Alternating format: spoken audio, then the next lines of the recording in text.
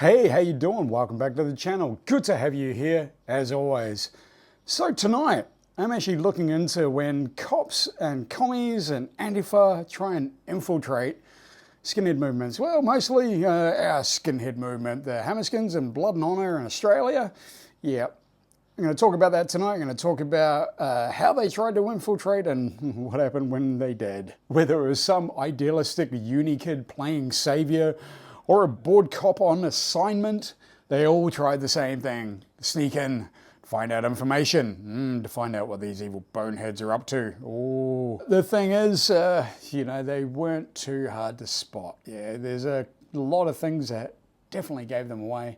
And that's what I'm going to be talking about tonight. So from day one, we had enemies. We always had enemies, Antifa and leftists and communists and, the anarchists and the anarchist collectives and all that kind of stuff. And I knew that going into this, there's always going to be opposition to these groups. And yeah, sure enough, there was. Fortunately, in our case in Australia, they were mostly just, the unwashed uni students who had nothing better to do other than putting spikes in their hair. But, they had to fight against us evil Nazis, and the best way to do it is to infiltrate us, The best time was at our meet and greets. Yeah, I mentioned that in my last video. Meet and greets, that's where we kind of met people for the first time and vetted them and see who they're about and all that. Now, we did actually put these up on forums, all of our forums. Now, these forums, of course, were monitored by Antifa and police. We knew that as well. So they would often try and turn up. Now, generally, we would stop them even at the email process. We would, do a back search of their email account and, usually find their Facebook accounts, and that would be the end of it. But some snuck through, yeah. Some of them managed to get through, and they managed to come along to the meet and greets. But there was one in particular, one did get through, but we figured him out pretty quickly. So this guy walks in, it was one of our meet and greets in Brisbane, and you can spot him a mile away. He's a fairly big guy, and he's wearing this t-shirt that says Blood and Honor, and this big, German Nazi flag and behind it. And I looked at one of the other guys who was actually the rep for Blood and Honor in Queensland, where he introduced himself, and he sat down and we looked down and said, "Where'd you get that t-shirt, mate?" He's like, "Oh, I bought a Blood and Honor online." I'm like, "Really? It's not one that's in our catalogue. I've never seen that one before." "Ruben, have you ever seen that before?" He's like, "No." Okay, that's the first red flag, roll red, white and black flag. Okay, something's not right with this guy. And this guy was on edge. He was, kind of defensive the whole time, and he was looking around. Now, this isn't the way most people act when they come and meet us, A lot of people are apprehensive, but not in this way. And so he started firing out all these questions, questioning our views and our beliefs and everything. And I'm like, hang on, this sounds like a bit argumentative. And I stepped away for a minute, and I talked to one of the other brothers, and I said, "Hey, something's not right with this guy. I think he's sus, he's an anti or something, he's not a cop." And my brother was like, "Yeah, I think you're right." So we went back and we flipped the script on him. We started asking him questions, asking what he thought about certain beliefs and systems, and, because we knew any true racialist, racist, nationalist or whatever would have their shit down pat. They would know their stuff. This guy didn't. He was tripping up. He was tripping all over the place. And then we started in on socialism, and that's where he just went into his natural lefty state and started spouting on about socialism and everything, like he'd just, been given the chance to, convert the masses. And then he realized he'd been caught out. And he, it was apparent on his face, and he just got up and said, "Okay, I've got to go, all right, I'm out," and blah, blah, blah. And I'm like, "Where you going, mate? What's wrong?" And he started becoming a bit, defensive. He's like, "Oh, no, I'm out of here. This isn't for me, blah, blah, blah, blah." And we're like, "Right, good on you, pal." He actually joined one of our forums. That was his first contact. And lo and behold, I get a notification a bit later on of one of his posts in the forum, and he just ripped into us. He actually used a lot of personal attacks against me, which was, okay, sure, cool, if that's the level you want to go to. If you can't, bring us down any other way, cool, Turns out he was a writer for Anarchist collective newspaper in Brisbane, and his office was in Fortitude Valley. And we did consider going and paying him a follow-up visit, just to get his opinions on us and see where he's at, and if he managed to get what he wanted from that meet and greet. But we decided against it. So luckily for him, we left it at that.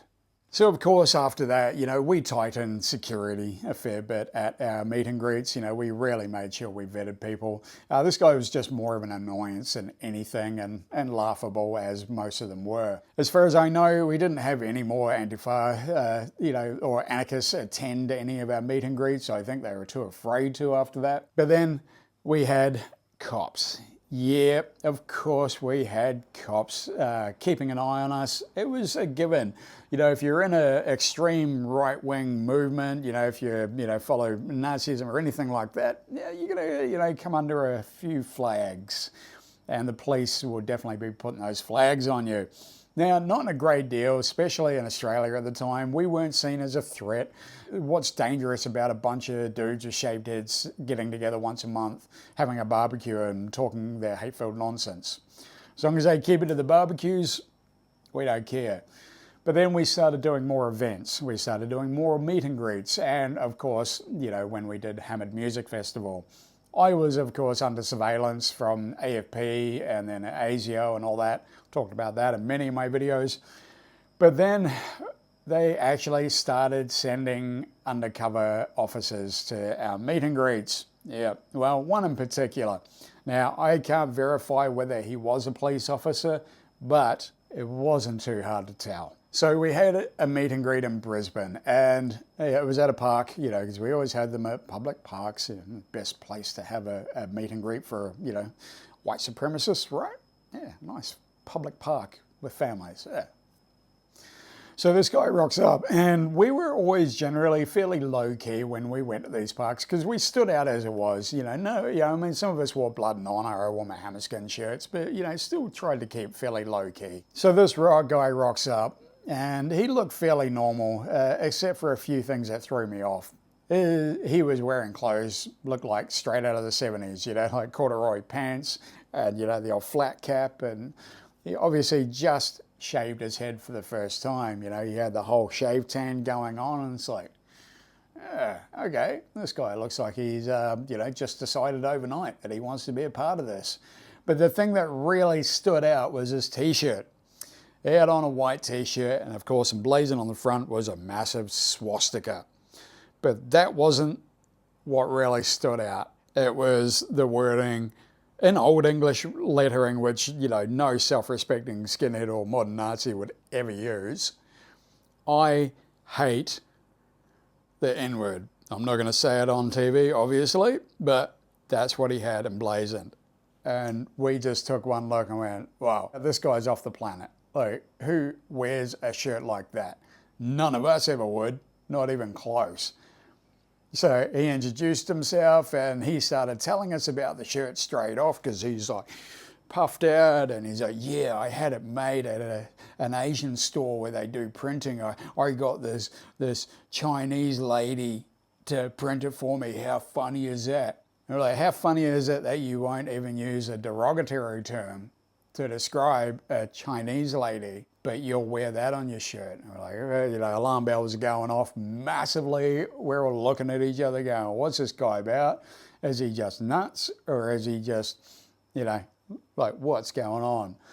And then he started asking us a lot of really direct questions, a lot of incriminating questions, but it started off as like, oh, do you hate the Jews? Do you hate this people? And we're like, whoa. None of us really answered his questions, because we were like, man, this is just doesn't feel right at all. And then he turned to me and he's like, so what about drugs, man? So what drugs do you sell? What have you got? Like, because I'm really keen to buy some. Like, have you got some ecstasy, or what? Mate, you're barking up the wrong tree. We're anti-drug. Our entire movement is anti-drug. We're against them. You're really, you're in the wrong world, mate. And he's like, oh, no, oh, yeah, okay, Oh, so you sure? Like, yeah, can you get me some weed or something at least? You know, like, I really want to get some, you know, just anything. Mate, seriously, fuck off. At that point, I knew he was a cop. No one else was going to ask questions like that, but a dumb cop. One who's obviously been put on undercover because he's been punished for being so dumb, maybe. You know, that's how they always did it in the movies, right? And this guy was just clueless, but he kept asking. And when he left me, he went over and asked one of the others. And I was like, mate, eventually we all just moved away from him very quickly. Yeah, no one wanted to talk to him. And I turned around and told him, mate, time for you to go. It's time for you to fuck off, mate. You're not welcome here. You're in the wrong fucking party, pal. And he just, okay, no worries. And he left. And we talked about it, and they're like, yeah, that dude was definitely a cop. Antifa wouldn't do that. Antifa didn't care. You know, they probably had better drugs than, you know, what we could ever get our hands on. So yes, you know, of course, after that, more security tightening, you know, meet and greets became very closed off, very invitation only, and we had to vet you. We didn't know you. We were almost asking for background checks on everyone who, you know, wanted to attend one of these meet and greets. The tactics used by Antifa and police to infiltrate us, you know, they were lame at best, you know, and it was annoying, if anything. They never actually gathered any information, as far as we know, nothing that was ever going to be of value to them for whatever they were trying to achieve. Of course, you know, this happens to all of these movements all around the world. There's nothing new, you know. The only difference is I have never heard of any skinheads or, you know, any of the racists trying to infiltrate Antifa or leftist movements. You know, I've never seen that. So yeah, this isn't about who was right or wrong or who's left or right or even who was clever. It's just a look at the absurd tactics used by all of these groups, how badly they actually failed. The thing was actually a circus, really, to be honest. And, you know, I was in the middle of it, but no more, thankfully. I'm well away from all of that, and as far as I know, Antifa in Australia still have me under surveillance. They have me under investigation. They're going to expose me one day. So they've informed some people, but, you know, yeah, good. Go share my story. You know, you don't have to infiltrate what I do. It's all there right for you just to see. But thank you so much for listening in to some of my stories, and I appreciate you listening in, obviously. And hey, if you want to keep listening, there's always more coming. All you got to do is just hit the big subscribe button after you've hit the like button, and hit that little bell to get notified as well, and you'll be seeing new videos from me every week. And hey, if you'd like to support me, many different ways you can do that. Buy me a coffee, you can buy my merchandise, sign up for membership, Patreon, all that good stuff. I have it all. You can check the links in the description below or on my channel. No need to investigate. I'm all open. It's all right there for you.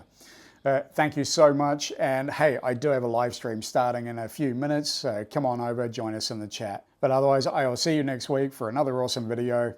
Peace out, love and light to you, and thanks for watching.